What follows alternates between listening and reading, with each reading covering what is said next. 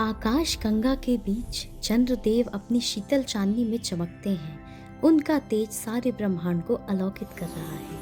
उनकी 27 पत्नियां, 27 नक्षत्र चंद्रमा के चारों ओर नृत्य करती हैं।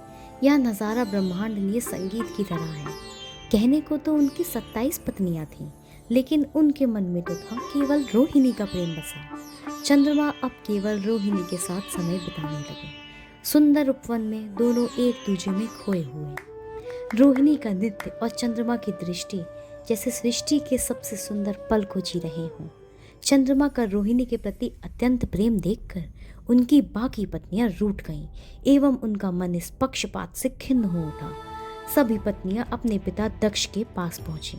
उन्होंने आंसुओं से अपनी व्यथा बताई। दक्ष क्रोधित हो गए। उन्होंने चंद्रमा को शाप देते हुए कहा, हे चंद्र, तुमने मेरी अन्य बेटियों का अपमान किया है।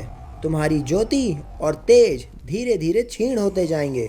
तुम क्षय रोग से ग्रस्त हो जाओगे। शाप से चंद्रमा का तेज लुप्त होने लगा। उनकी चांदनी अब फीकी पड़ने लगी। चंद्रमा दुखी होकर ब्रह्मा जी के पास गए। उन्होंने अपने दोष और संकट की बात बताई। ब्रह्मा जी बोले, समस्त ब्रह्मांड में सिर्फ एक महादेव ही हैं जो इस शाप को शांत कर सकते हैं।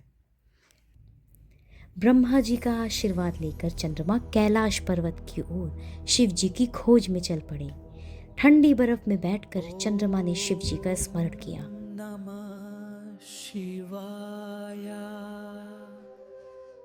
शिव जी की आंखें खुली। उनके तेज और दिव्यता से चंद्रमा भी अभिभूत हो उठा। चंद्रमा की तपस्या से प्रसन्न होकर शिव जी ने उन्हें आशीर्वाद देते हुए कहा, चंद्रमा, अब तेरा कल्याण होगा। शिव जी ने चंद्रमा को अपनी जटा पर स्थान दिया और तब से वे चंद्रशेखर कहलाए। अब चंद्रमा कभी घटते हैं, कभी बढ़ते हैं। शाप और आशीर्वाद का संतुलन यही तो है। शिव जी की जटा में सुशोभित चंद्रमा जैसे समय का पहिया चलता रहे, कभी नया, कभी पूर्ण। हर अंधकार के बाद प्रकाश आता है। चंद्रमा का चक्र यही सिखाता है, परिवर्तन ही जीवन है। धरती के चारों ओर चंद्रमा का घूमना जैसे समय और कर्म के चक्र में सब बंधे हैं। हर क्षय में शिव का आशीर्वाद है।